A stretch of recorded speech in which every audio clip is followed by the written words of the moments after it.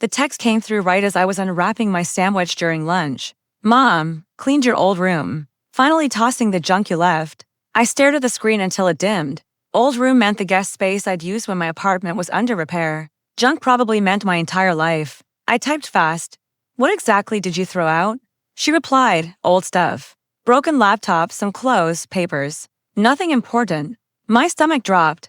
Which laptop, Mom? The black one that doesn't turn on, relax. I even got $500, some college kid cash. My chair slammed the wall as I stood.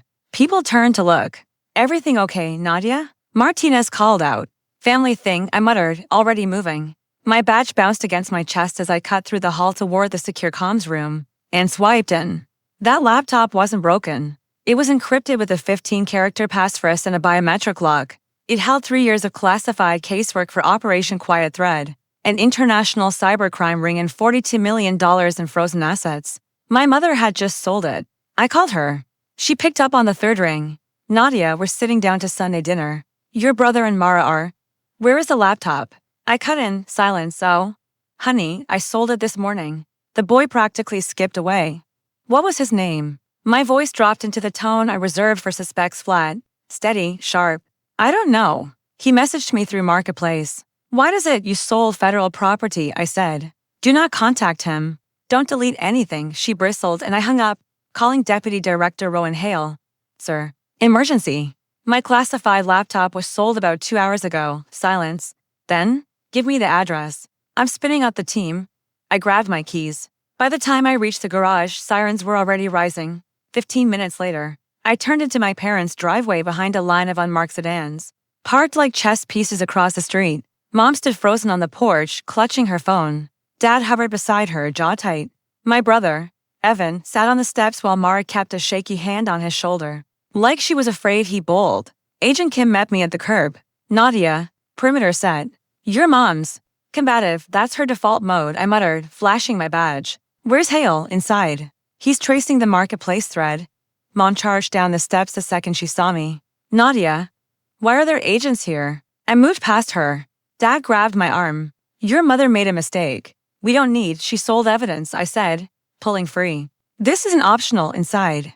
Deputy Director Hale stood in the doorway of the room I'd stayed in last month, the glow from a tablet lighting his face cold, gray, and unreadable. Buyer used a throwaway profile, he said, but the phone number connects to a student named Liam Park, Jefferson Avenue Apartments. Signal just pinged. Let's move. The building smelled like instant noodles and old carpet. We climbed 3 flights before Kim knocked. FBI? Liam, open up, shuffling. A latch clicked. A thin, tired face appeared, eyes wide. I didn't do anything, he stammered.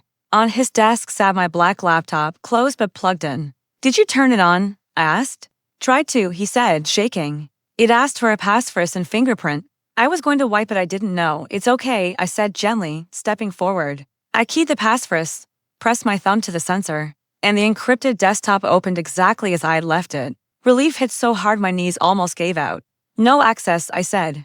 Files are intact, Kim bagged the laptop. Hale took Liam's statement calm, clipped, professional. 30 minutes later, we were back on my parents' street, blue lights flickering against the neighbor's windows. I carried the evidence bag past the porch steps. Laptop secure.